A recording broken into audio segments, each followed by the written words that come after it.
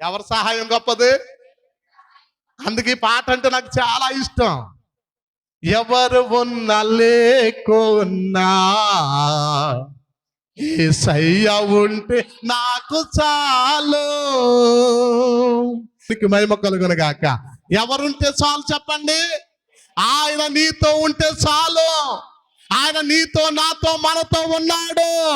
ఇమ్మానుయేలు దేవుడు అనగా దేవుడు మనకి తోడై ఉన్నాడు. ఎవరు విడిచిపెట్టిన ఆయన నిన్ను విడిచిపెట్టడు. ఎవరు త్రోసివేసిన ఆయన నిన్ను త్రోసివేయడు. నీ పాపను బట్టో దేని బిడ్డ, నీ బాధను బట్టో, నీ దత్తుతాలను బట్టో దేని బిడ్డలారా, నువ్వు ఎదుర్కొన్న స్థితిగతులను బట్టో నిన్ను ఆయన ఎలివేయడు, త్రోసివేయడు. ఎంతటి పాపాలను క్షమించగలడు, ఎంతటి శాపాలను తీసివేయగలడు, ఏ స్థితినైనా మార్చగలడు. సర్వశక్తి గల దేవుడు. ఆమేన్, హల్లెలూయా. సాధ్యమేనా దేవునికి? మనుషులకు అసాధ్యము కానీ దేవునికి సాధ్యమే. నమ్ముట నీ వల్ల అయితే నమ్మువానికి సమస్తము. నీకే భయం లేదు. ఇప్పుడు నీ దేవుడే నీతో ఉన్నాడు కనుక నీకు భయం లేదు. నువ్వు ఒంటరిగా ఉన్న భయం లేదు. నువ్వు ఒంటరికి వెళ్తున్నా భయం లేదు. నువ్వు ఎక్కడ ఏకాంతంగా భయం లేదు. నీ దేవుడు నీతో ఉన్నాడు. నమ్మితే గట్టిగా తప్పులు కొట్టి నీతో ఉన్న నీ దేవుడు కనపరిచి రాత్రి నాతో ఉన్న యేసు నీకు స్తోత్రం, ఇమ్మానుయేలు నీకు స్తోత్రం. హల్లెలూయా, హల్లెలూయా, హల్లెలూయా. నీతో ఉన్నాడు ఆయన. దేవునికి మహిమ కలుగును గాక. ఆయన మనతో ఉన్నాడు. నీకు ఎదురవుతున్న నీ హృదయ గాయాలన్నీ తీసివేయటానికి, నీకు ఎదురవుతున్న నిందలన్నీ తొలగించటానికి, నీకు ఎదురవుతున్న బిడ్డలారా అవమానాలన్నీ తొలగించటానికి, నీ అవమానాలు ఓ బిడ్డలారా గొప్ప ఆశీర్వాదంగా మార్చబోతున్నాడు ఆయన నీతో. అందుకే ఉన్నాడు ఆయన.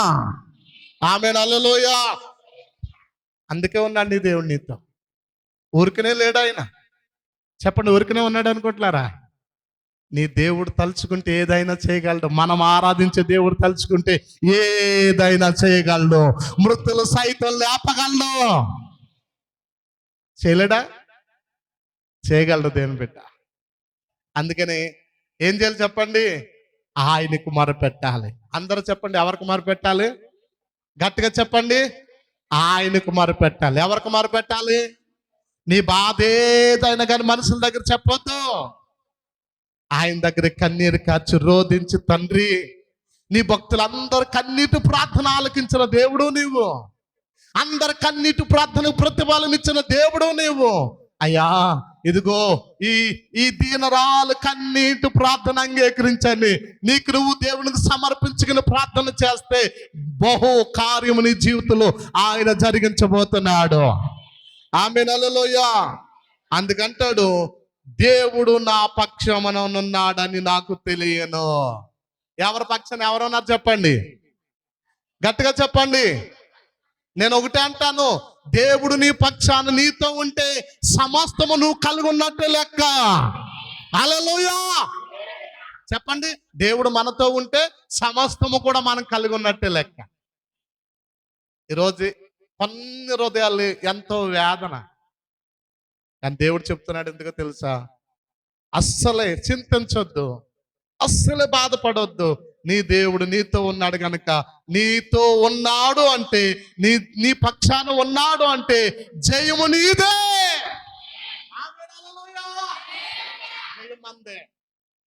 యుద్ధము గట్టిగా పడదాం. యుద్ధము యెహోవాదే, యుద్ధము యుద్ధము యెహోవాదే. మహిమ కలుగును గాక. నీ దేవుడు నీ పక్షాన్ని యుద్ధం చేయబోతున్నాడు. నీ దేవుడు నీ పక్షాన్ని యుద్ధం చేసి, నీ కుటుంబ పక్షాన్ని యుద్ధం చేసి, నీ అధికారం పక్షాన్ని యుద్ధం చేసి నీకు గొప్ప జయాన్ని ఇవ్వబోతున్నాడు. నమ్ము, మహిమను చూడు. ఆమేన్, హల్లెలూయా. నమ్ము, మహిమను చూడు. మనసును కాదు నమ్మవలసింది. నిన్ను పుట్టించి నీ కొరకు ప్రాణం ఇచ్చి మృత్యుంజయుడే తిరిగి లేస్తున్న ఆ నజరుడైన యేసు క్రీస్తును నమ్ము, మహిమను చూడు. హల్లెలూయా. దేవుని సంగమా, భయపడొద్దు. కన్నీరు చూసే దేవుడు. నీ వేదన, నీ రోదన చూసే దేవుడు. నువ్వు పైకి నవ్వుతా ఉన్నప్పటికీ కూడా నువ్వు ఎంత కృంగిపోతున్నావో నీ తండ్రి నిన్ను చూశాడు. నీ హృదయంలో ఉన్న బాధ. నువ్వు కొన్ని సమయంలో అనుకుంటావు, ఎన్ని ప్రార్థనలు చేస్తున్నా ఏంటి తండ్రి అంటున్నావు కదా. అందుకే దేవుడు నీతో మాట్లాడుతున్నాడు. కుమార్తె, నేను నీతో ఉన్నాను. కుమారుడా, నేను నీతో ఉన్నాను. నీ పక్షాన నేను యుద్ధం చేసి జయమిచ్చడానికి నీతోనే ఉన్నానని దేవుడు ఖచ్చితంగా స్పష్టంగా మాట్లాడుతూ ఉన్నాడు. హల్లెలూయా. కొన్ని చోట్ల అయ్యా భయంకరమైన అవమానాలు ఎదురవుతున్నాయా, అవమానాలే ఆశీర్వాదముగా మార్చటానికి నీ తండ్రి నీ పక్షాన్ని యుద్ధము చేస్తున్నాడు. ఆమేన్, హల్లెలూయా. ఒక మాట చెప్పనా, ఆయన ఎప్పుడు కూడా తన బిడ్డల్ని అవమానపరచనివ్వడు. చెప్పండి, అవమానపరచనిస్తాడా?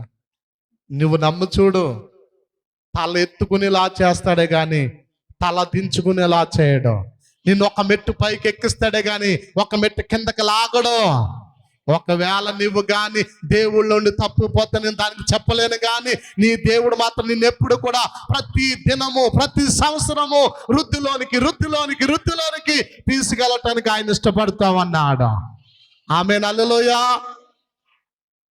ఎంత అభివృద్ధి అయిపోయింది అని బిడ్డ. 2025 సంవత్సరం కూడా నీకు ఎంత అభివృద్ధిగా ఉండాలి అంటే నేను ఒకటే చెప్తాను, కన్నీరు విడిచి ప్రార్థించు. నశించు ఆత్మల కొరకు రోదన చేయి. పూర్ణ హృదయంతో, పూర్ణ ఆత్మతో, పూర్ణ మనసుతో, కపటం లేని హృదయంతో, నటన లేని హృదయంతో ప్రభువును ఆరాధించి సేవించి చూడు. పరలోక రాజ్యంలో దీవులన్నీ నీ ఇంటి మీదకి, నీ మీదకి దిగి వస్తాయి. ఆమేన్, హల్లెలూయా. భయపడొద్దు, ఎట్టి పరిస్థితుల్లో భయపడ. దేవుడు మనతో ఉన్నాడు. నీ కుడి చేతితో చెప్పండి, మీ కుడి చేతితోటి మీ పక్కన వాళ్ళతో మీరు నవ్వుతా చెప్పండి, నీ దేవుడు నీతో ఉన్నాడు. మన దేవుడు మనతో ఉన్నాడు. 2 మాటలు చెప్పాను నేను, నీ దేవుడు నీతో ఉన్నాడు, మన దేవుడు మనతో ఉన్నాడు. గట్టిగా చెప్పండి, మన దేవుడు మనతో ఉన్నాడు. మన దేవుడు మనతో ఉన్నాడు. చెప్పండి, మన దేవుడు మనతో ఉన్నాడు. నా దేవుడు నాతో ఉన్నాడు. అందుకనే నేను సజీవునై ఉన్నాను, అందుకనే ఆరోగ్యవంతునై ఉన్నాను, అందుకనే భాగ్యవంతునై ఉన్నాను. నా దేవుడు నాతో ఉన్నందుకే. ఆమేన్, హల్లెలూయా. అందుకనే ఏం సంపాదించినా లేకపోయినా దేవుని తోడు సంపాదించి చూడు ఒక్కసారి. ఎవరు తోడండి? దేవుని తోడు సంపాదించి అండి. హృదయం అంతా సంతోషమే, హృదయం అంతా సమాధానం, హృదయం అంతా నెమ్మదే. ఆయన నీతో ఉంటే నిన్ను ఎవరు కదలించలేరు. సియోను కొండ వలె నువ్వు స్థాపింపబడబోతున్న భూమి మీద దేవుడు నిన్ను సియోను కొండ వలె చేయబోతున్నాడు. నీ సంతానాన్ని సియోను కొండ వలె స్థాపించబోతున్నాడు. హల్లెలూయా. థాంక్యూలా. దేవుని బిడ్డ, ఇప్పుడు నువ్వు చూసేది వేరు, ముందు రోజుల్లో చూడబోయేది ఒకటే. ఏంటో తెలుసా? నీ బిడ్డలు నీ ఎదుట గొప్పవారు అవుతున్నారు. నీ కుటుంబం స్థితిగతులు మారుతున్నాయి. అది నీ దేవుడు, నీతో ఉన్న దేవుడు నీ పక్షాన కార్యం చేయబోతున్నాడు. హల్లెలూయా. నువ్వు కొన్ని విషయాల్లో భయపడుతున్నా కానీ ఆ భయాన్ని దేవుని బిడ్డలు తొలగించి దేవుడు అంటున్నాడు, ఆ భయాన్ని నీకు ధైర్యంగా మార్చబోతున్నాడు ఆయన. అదే భయమైన దేవుని సంగమా, నీతో దేవుడు మాట్లాడుతున్నాడు సూటిగా నేరుగా. దావీదుకి జయమిచ్చిన దేవుడు, దావీదుని ఆశీర్వదించిన దేవుడు, దావీదు పక్షాన అన్ని విషయాల్లో యుద్ధం చేసిన దేవుడు, శత్రువులతో దేవుని బిడ్డల శత్రువులు ఎల్లగొట్టిన దేవుడు, శత్రువులతో ఉన్న దేవుడు మన శత్రువులను కూడా మన పైన, మన కుటుంబం పైన, మన బిడ్డల పైన తిరుగుబాటు చేస్తున్న ప్రతి శత్రు సమూహము నదుడు యేసు నామములో నశించునుగాక. గ్లోరీ, థాంక్యూలా. మన బిడ్డలను పాడు చేసి, మన బిడ్డల ఆత్మీయ స్థితిని పాడు చేసి, మన బిడ్డల కష్టార్జితాన్ని దొంగిలిస్తున్న సైతాను ప్రభావాలు, శత్రు సమూహము యేసు నామములో లయమవును గాక. గొప్ప దేవుడే. మర్చిపోక దేవుని బిడ్డ, ఇవన్నీ కూడా దేవుని ఆత్మ నీతో మాట్లాడుతున్నాడు. ఎందుకు? దేవునికి తెలుసు. ఆయన అందుకే వచ్చాడు భూమి మీదకి. అందుకే ఈ క్రిస్మస్ దినాల్లో మీ అందరికీ నేను చెప్పే శుభవర్తమానం ఇదే. నీ దేవుడు నీతో ఉండి అంచంచులుగా అంచంచులుగా అభివృద్ధిలోనికి, మహాభివృద్ధిలోనికి నడిపించటానికి ప్రభు ఇష్టపడతా ఉన్నాడు. నేను ఈరోజు దేని బిడ్డలారా అబ్రహాం కోసం చదివినప్పుడు అబ్రహాం అంటే అంచంచులుగా మహాభివృద్ధిలోకి తీసుకెళ్ళాడంట. నిజమే కదా. పాత జీవితం మంది ఒక పూట తింటే ఒక పూట లేని పరిస్థితి. దేవుణ్ణి నమ్మక అంచంచులుగా అన్ని విషయాల్లో ఆస్వాదించుకుంటూ, దీవిస్తూ, సమృద్ధినిచ్చి, క్షేమమిచ్చి, ఆయుష్నిచ్చి, ఆరోగ్యం ఇచ్చి, మనం అడిగిందల్లా ఇప్పటికీ ఇస్తాను అన్నాడు ఆయన. అట్టి దేవునికి మహిమ కలుగును గాక. ఎంత జాలి గల దేవుడు, ఎంత కరుణ గల దేవుడు, ఎంత కృపగల దేవుడు. ఒక్కసారి ఆలోచించండి, ఎంత కృపగల దేవుడు, జాలి గల దేవుడు. అందుకే ఇమ్మానుయేలు దేవుడు అనగా దేవుడు మనకు తోడై ఉన్నాడు. అందరు చెప్పండి, ఇమ్మానుయేలు దేవుడు అనగా. చెప్పండి, దేవుడు మనకు తోడై ఉంటే మన సంతానం అభివృద్ధి చెందుతుందా, దిగజారిపోతుందా? ఎస్, దేవుడు మిమ్మల్ని మీ నమ్మకం చెప్పని మీ జీవితంలో మీ సంతానం విషయంలో కృపను చూపించునుగాక.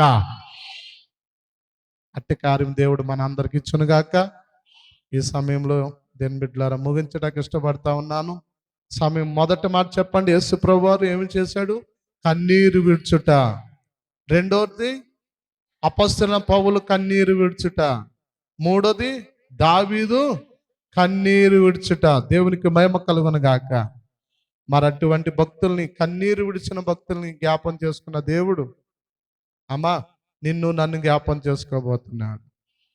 దేవుని సంగమా, ఒక్కసారి 8వ వచనం చదవమ్మా. 9 కాకుండా చూడండి. చదవాలి. నా సంచారమును నీవు లెక్కించి ఉన్నావు, నా కన్నీళ్లు నీ బుడ్డులో నుంచబడి ఉన్నవి. దేవునికి మహిమ కలుగును గాక. చెప్పండి, ఏం చేయబడ్డది? దావీదు కన్నీరంతా ఎక్కడ పట్టాడంట? దేవుడు బుడ్డులో ఉంచాడంట. దేవునికి మహిమ కలుగును గాక. ఆఖరికి భక్తుడు కన్నీళ్ళు కూడా విడిచిపెడతలేదు దేవుడు. ఏంటమ్మా, తన భక్తులు కార్చిన కన్నీరుని కూడా విడిచిపెడతలేదు ఆయన, బుడ్డులో దాశాడంట. ఎంత గొప్ప దేవుడు. అట్టి కృప దేవుడు మన అందరికీ అనుగ్రహించును గాక. నీకు, నీ బిడ్డలకి, నీ కుటుంబానికి, మనందరికీ, పరిచర్యలకు, గ్రామానికి నిత్యం ఆయన తోడే నడిపించును గాక. మీ అందరికీ వందనాలు. ప్రభు మిమ్మల్ని దీవించును గాక. ఈ వాక్యం మీకు ఆశీర్వాదకరంగా ఉన్నట్లయితే please like, share and subscribe. Praise the lord.